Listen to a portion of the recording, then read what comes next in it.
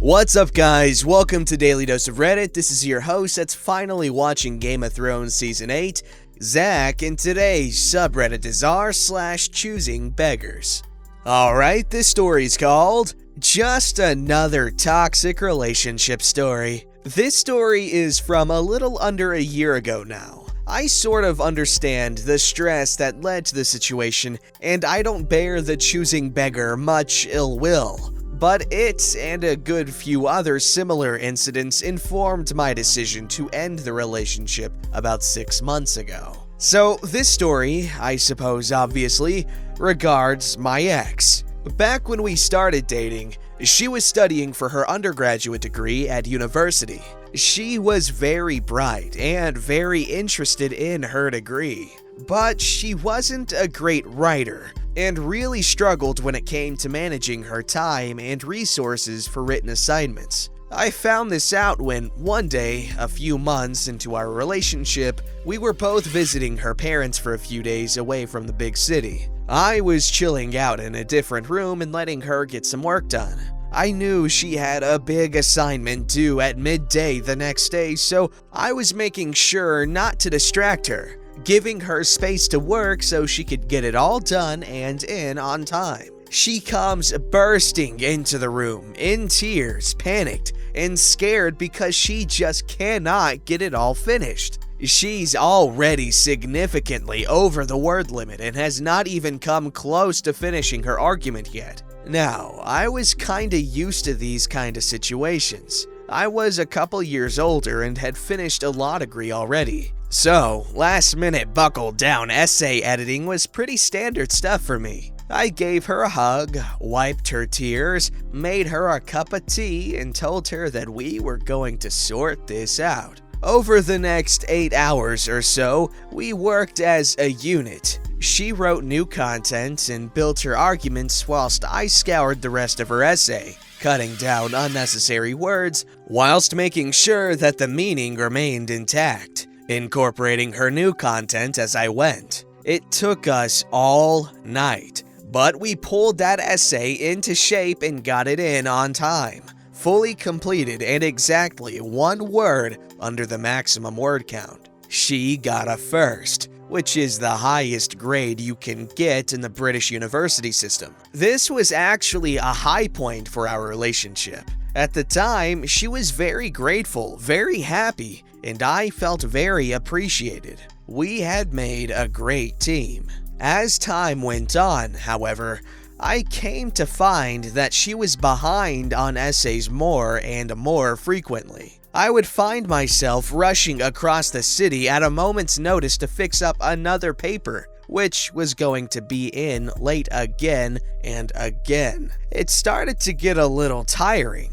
as it was obvious that I was being used as a crutch to compensate for her poor time management skills, and began to feel that I was being taken for granted. I think she even realized this because when it came to her final dissertation, she told me that she did not want any help. She was going to do it all on her own. I was kind of proud of her for this. She seemed to be really buckling down, getting stuck into it, and was doing the bulk of the work with plenty of time left. It all seemed to be going well. In the final weeks of her project, I checked in a few times to see if she needed anything, but she was adamant that everything was fine without my input. That is, until one morning I got an urgent text from her demanding I come over immediately. Sorry for the excessively long backstory, but here is where the actual Choosing Beggar story begins. She tells me that she needs me over to help with her dissertation, as it has to be in by 2 p.m., and she is nowhere near finished with it yet. This panics me because I know I can fix up an essay in a few hours and make it acceptable, but working over a complete dissertation would be a genuine nightmare on such a time crunch. I write back that I thought she still had a few days to get it done, and asked if she'd had the date wrong. She responds that no, it is not due for a couple of days, and I start to relax. I tell her that I can be over in the afternoon to help out for the rest of the day, and probably all of tomorrow as well, but that I have to get some work done myself and that I'll need to go to the gym on my way to hers. That may sound kind of petty, but I had been using frequent exercise at the gym as a means of managing a pretty bad depression spiral for a while. It was the only thing to have worked so far, so my gym sessions had become very important to me. Even if I wasn't getting overly muscular from them, she knew why this was so important to me at the time. She did not like this though. She goes from 0 to 100 very quickly and starts chewing me out for not putting her first and doing my silly little gym thing another day. She tells me that she decided that she wanted this submitted by 2 p.m. today a while ago and that we have to stick to that timeline. I, for a moment, put aside the fact that I had asked her literally the night before if she would need any help, and got an emphatic no, and simply respond that I need to get this workout done to stay on my program, and that it is very important to me, but that I would happily come over after and work late into the night on her project, which would still leave us finished about 36 hours before the deadline. This just angers her further. She says that she doesn't want me to do that thing you do, where I try to negotiate a fair middle ground instead of raising my voice or getting into an argument. She says that this is too important for her to have a compromise on it. This goes on for a while, but through all of the anger and demanding, I can see that she seems genuinely scared, like she was that first night at her parents' place. Just a terrified student feeling in over her head in need of a little help. So I swallow my pride, put my needs aside, and tell her I'll be there in an hour. We live in a big city. That's the time it would take for me to get there if I left immediately. The whole ride there, I feel a weird mix of anger, sadness, and confusion. But when I got to the door, she opens it kind of timidly and gives me this kind of sheepish smile. All the anger evaporates as this just confirms to me that she was only scared and lashing out. Not ideal, but understandable.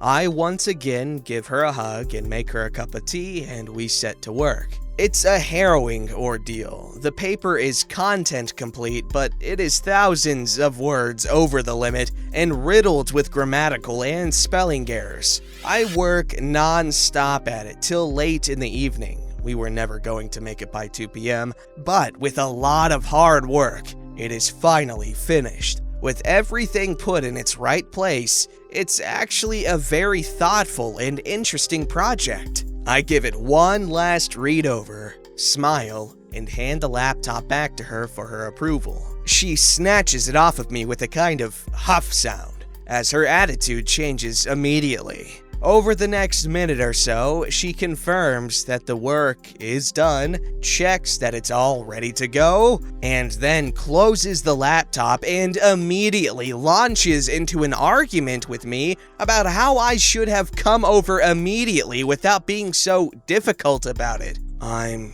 stunned. It slowly begins to dawn on me that she wasn't scared or sheepish or anything of the sort when I arrived at her door. She was playing nice so I would do her work for her, and the second she had gotten what she wanted, she moved on to admonishing me for not being immediately available to her, for an arbitrary deadline she had set for herself. I tried to reason with her briefly, but she was having none of it and just wanted to yell. Eventually, she made what I think was a bluffing suggestion that I should just go home, and I accepted the offer and left. It was late, and I was now crossing a dangerous city in complete darkness, sad and confused. I never did make it to the gym that day. Over the next few days, she didn't speak to me much. She was still angry at my initial resistance.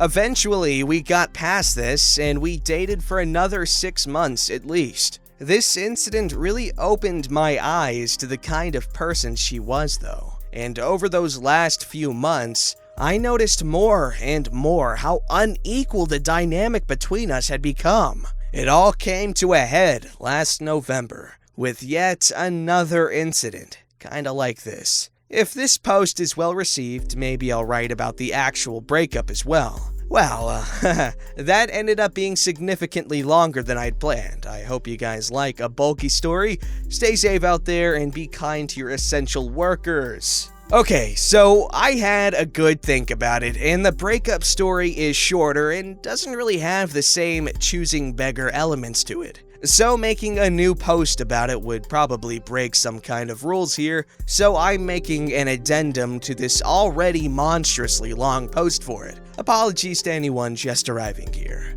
Okay, so this is now about 6 months ago. It's important to the story for you all to know that I'm an extreme sports instructor. And at the time this is set, I was in training for a new qualification in a new sport. I was abroad for the training and qualification, and honestly was kind of happy for the break from the relationship. Things had been rocky for a while now. Many incidents similar to the above but on smaller scales. Back home, the ex was now working on her master's degree and applying for jobs when it was all over. This first incident happened in the first week of my training. I'd only done this particular sport once before applying for the course. It was an ab initio course, so doable but tough for a complete rookie. And probably predictably, I'd taken quite a major fall on our second day and badly bruised my ribcage. It was still hurting pretty badly over a month later, so you can imagine I wasn't in a great state that day. I get home after training, go straight to bed, and decide to call the ex before I turn in to see how her day went. The conversation went pretty normally at first, until I built up to tell her I'd been injured, and she barely reacted at all. That seemed odd to me. So we kept on chatting until, eventually, we had this exchange. So, I had another interview today. Oh, that's right. How'd it go? Went great, I think. I feel pretty good about it. That's amazing. I'm so proud of you. Which job was this one? There was a long pause before she said, Pretty weird that you forgot about it, though. And I just got this sinking feeling in my stomach, which had grown way too familiar lately. She was looking for a fight. I did feel bad for not asking about it, but this was the only time I'd forgotten to ask about one of her many recent interviews. And given that she knew I had been pretty badly hurt and barely even reacted to it, I started to get that same feeling of how unequal our partnership had become. So I won't bother you with the bickering that followed this, but once again, she was mad at me for a good long while. The actual breakup itself was a lot less dramatic. A little while later, I got home from training, sides still aching whenever I moved, and got straight into bed. Being able to lie completely still on my back was the only thing that dulled the pain. A long week of training caught up with me, and I just fell straight to sleep at about 5 or 6 p.m. I wake up the next morning at about 8 a.m., having slept all the way through, to literally dozens of texts and missed calls. She was furious that I had not called or texted her the previous evening. I call her to explain that I had just passed out from a mixture of exhaustion and pain, and she was having none of it. She tells me that she had assumed that I was out cheating on her. Some of you reading this may see how she got there, but I couldn't. She knows that I have never cheated on anyone, but have been cheated on myself, and I have very strong feelings about the subject. She knows full well that I would not have been cheating on her, and was only saying that because she knew how much it would hurt me. So that kind of settled it. We rang off, eventually, and I called her back later that night. A long discussion ensued, at the end of which I broke things off between us. I would have preferred to do it in person. I know that's a more fair way to end things, but as I'd said, I was in another country by now, and that was not really an option. So that's the end of the story. A few months after that Modelo kicked off, and due to the lockdowns, I'm still in that country I was training in. Managed to get my license sorted and find some work in the industry before it did, luckily. Hope you all enjoyed the update. Wow, that was quite the tale. While it's not necessarily hardcore and severely dramatic or whatever, it was so well written. Usually with super long posts like this, I get a bit of fatigue reading it, but I was hooked the whole way through. I was wondering what was gonna happen. How is it gonna end up? She's crazy, man. But good thing he eventually got out of that relationship, because it's hard to realize you're in a toxic relationship while you're in one, because usually it takes a while for the toxicity to show itself, so it becomes your status quo, you know what I mean? This story's called I Need to Rant. I work at an urgent care that tests for Brovid. We are the only ones in our area that does, and most of the other clinics are still closed because they are afraid of people showing up not knowing they have Brovid. The doctor I work for is a really awesome guy, so I'm not shocked he volunteered to do testing for our area. The back of the clinic is for Brovid testing and treating, while the front is for urgent care and primary care. There's a lot of new protocols. Majority of info needs to be taken over the phone, so the phones are always ringing. One person at a time in the lobby. Everything the patient touches needs to be disinfected.